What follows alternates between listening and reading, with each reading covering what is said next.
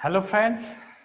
So yes, अब तक हम वर्ब्स को ही समझने की कोशिश कर रहे हैं, बट हाँ, वर्ब्स के जो अलग 4 डिफरेंट यूसेज होते हैं, state of being, position, active and passive, इन सब के ऊपर जो है ना, हमने लेक्चर्स पे डिस्कशंस करके इनको हमने बहुत हद तक इसको हमने समझ लिया। आज जो है, you can see the title for the today's lecture. आज के लेक्चर्स का जो टाइटल आप देख पा रहे हैं, ये कॉन्जुगेशन ऑफ वर्ब है और उसके नीचे मैंने लिखा है एक्टिव एंड पैसिव। अब ये समझ लें थोड़े से, ये कॉन्जुगेशन ऑफ वर्ब होता क्या है, ये कॉन्जुगेशन वर्ब होता क्या है। अब इसको समझने के लिए ना, हम इसको ऐसे समझते हैं कि किसी भी एक सेंटेंस का टेंस समझने के लिए या फिर किसी भी सेंटेंस का वॉइस समझने के लिए वो एक्टिव में है या पैसिव में है, इस चीज के लिए ना हमें कभी भी कंप्लीट सेंटेंस की जरूरत नहीं होता है। फिर से कहते हैं इसको कि किसी भी सेंटेंस का टेंस जानने के लिए और एक दिया हुआ सेंटेंस का वर्ब का वॉइस जानने के लिए वो एक्टिव में है या पैसिव में है, इसके लिए हमें कंप्लीट जो है वर्ब, कंप्लीट सेंटेंस की जरूरत नहीं है। हमें सिर्फ और सिर्फ वर्ब, हमें ये काफी है बताने के लिए कि वो जो सेंटेंस है वो किस टेंस में है और वो सेंटेंस का जो वर्ब है वो किस वॉइस में है, वो एक्टिव में है और या पैसिव में। इसी चीज को हम कहते हैं conjugation of verb.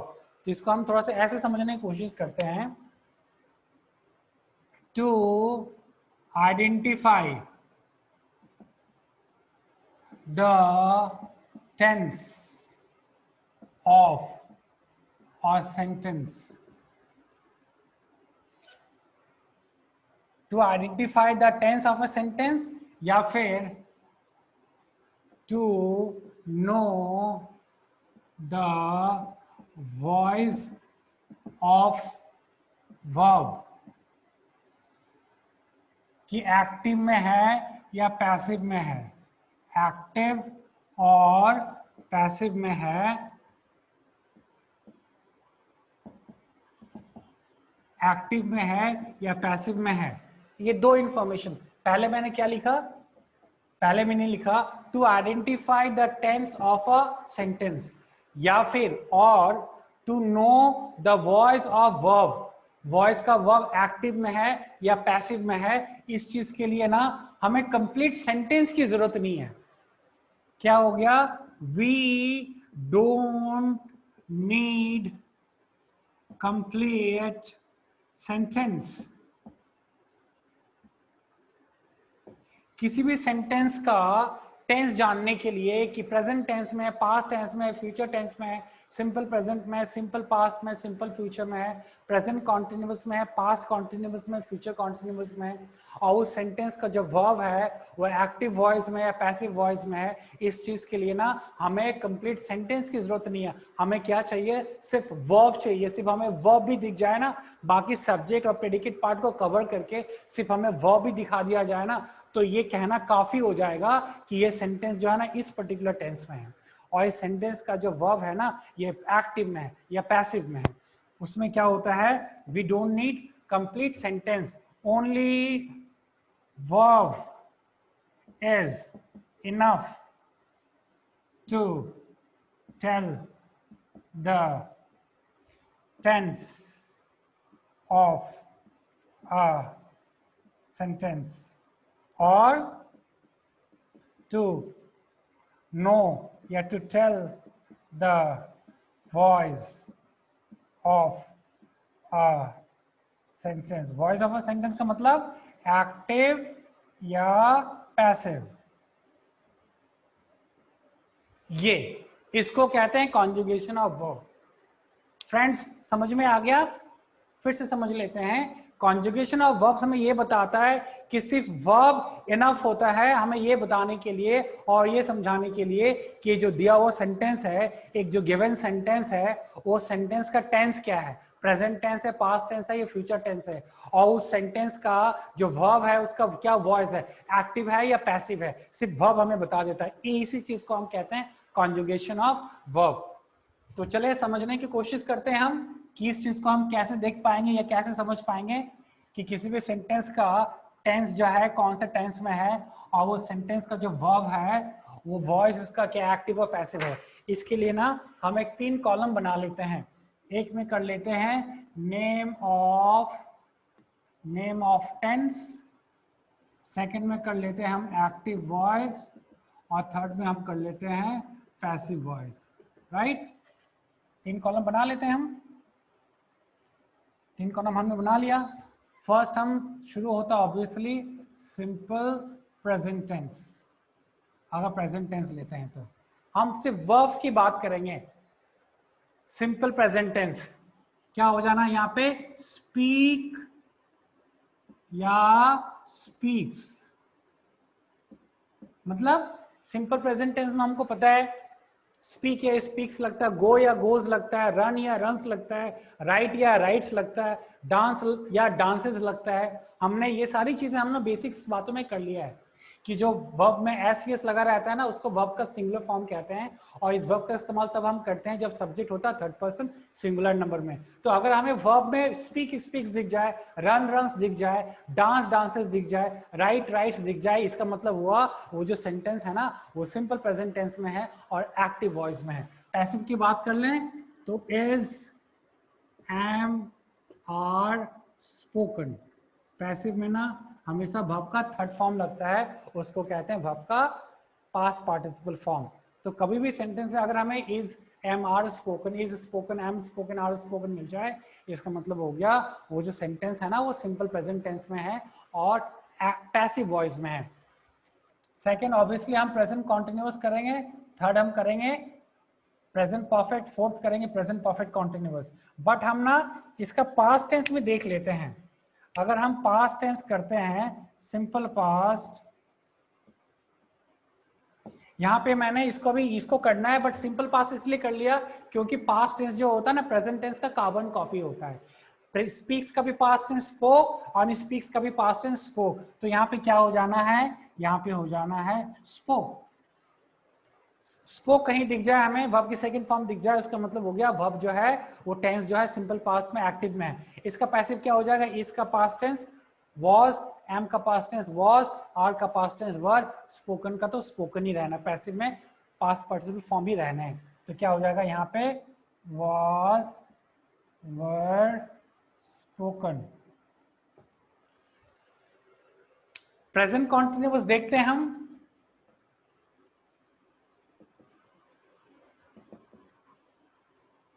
Present continuous में हमें पता है इज, एम, आर और वर्ब का हमेशा आईएनजी फॉर्म लगता है।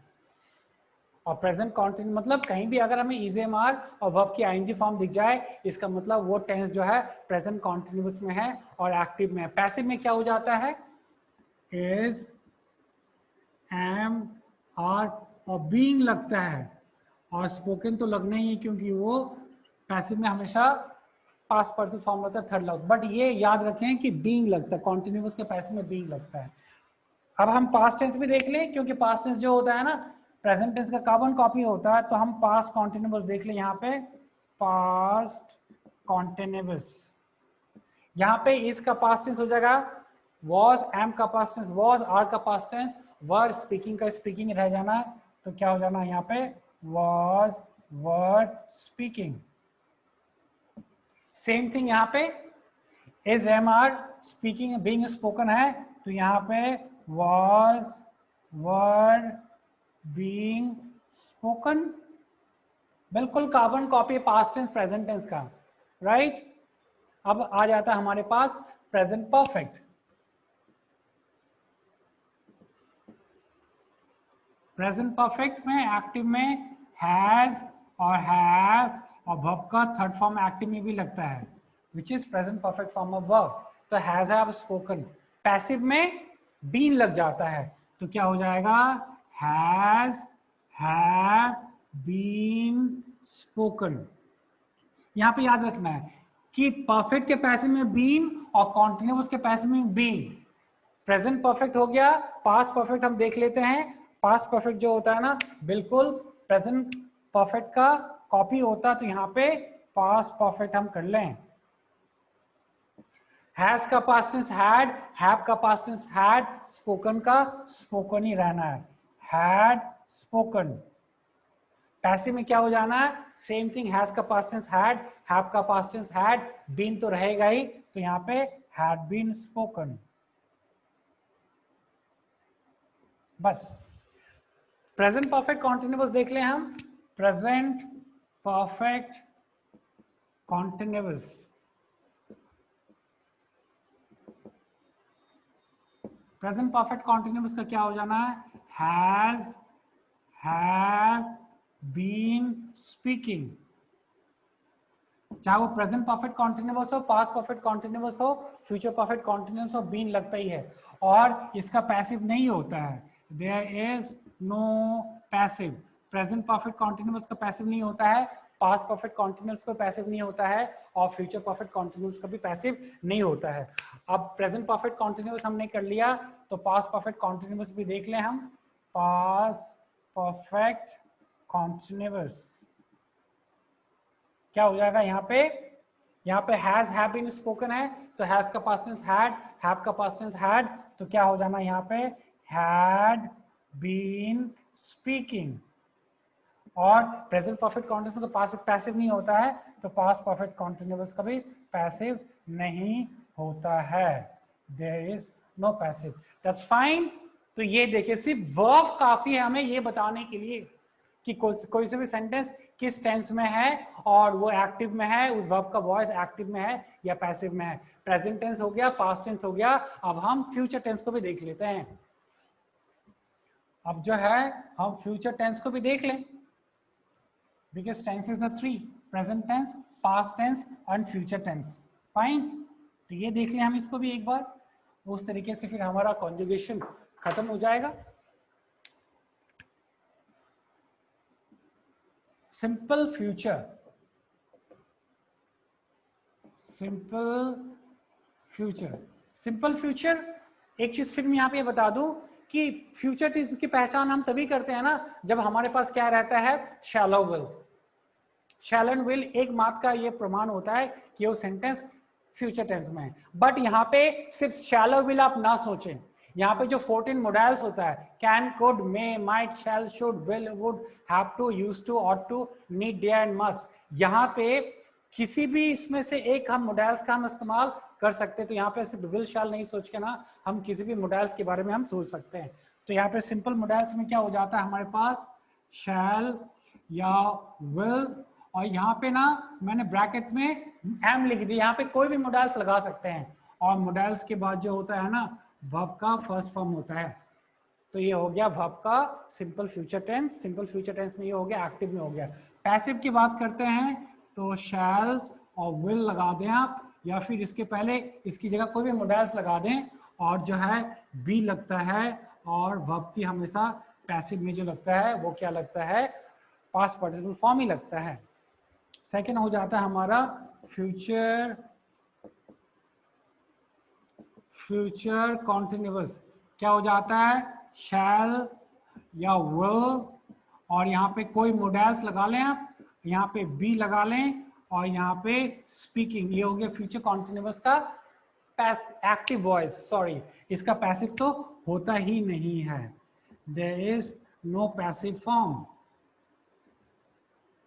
अब क्या हो गया, अब हमारे पास हो गया फ्यूचर परफेक्ट। फ्यूचर परफेक्ट में क्या हो गया, वही शैलो विल लगा लें आप, या फिर कोई भी मोडाइल्स लगा लें, और मोडाइल्स के बाद ना तुरंत बाद क्या आता है भी आता है, और परफेक्ट में भी जो होता है एक्टिव हो या पैसिव हो, वर्ब के थर्ड फॉर्म ही लगते हैं। पैसिव में क्या हो जाना है, शैल या विल लगा लें, यहाँ पे कोई भी मोडाइल्स, यहाँ पे हैव तो लगना ही है, और पैसिव के परफेक्ट में बीन लगता है, वो इसके पहले भी हमने प्रेजेंट परफेक्ट में देखा था, पास्ट परफेक्ट में देखा था, फ्यूचर परफेक्ट में बीन लगना है। लास्ट का क्या हो जाता है, एक टेस्ट जो रह गया वो हो गया future perfect continuous. Future perfect continuous active में क्या हो जाना है, शैल और विल, और यहाँ पे हैव ही लगता है, बीन, और यहाँ पे स्पीकिंग, और ना तो प्रेजेंट परफेक्ट कॉन्टिन्यूअस का पैसिव था, ना पास्ट परफेक्ट कॉन्टिन्यूअस का पैसिव था, और ना ही फ्यूचर परफेक्ट कॉन्टिन्यूअस का पैसिव होगा, मतलब देयर इज नो पैसिव। बस यहाँ पे हमने कॉन्जुगेशन ऑफ वर्ब्स में क्या देख लिया? कॉन्जुगेशन ऑफ वर्ब्स किसको कहते हैं? कॉन्जुगेशन ऑफ वर्ब्स हमें ये बताता है कि जब वर्ब इनफ है हमें ये बताने के लिए कि एक सेंटेंस किस टेंस में है, ये बताने के लिए वो सेंटेंस एक्टिव में है या पैसिव में। हमें पूरी सेंटेंस की जरूरत नहीं होता है। तो जैसे आज हमने कॉन्जुगेशन ऑफ वर्ब्स देखा, एक्टिव एंड पैसिव का, वर्ब के और दो यूजेस है ना, state of being and position, उसके लिए एक नेक्स्ट लेक्चर बना लेंगे conjugation part 2। Is that clear? Thank you friends.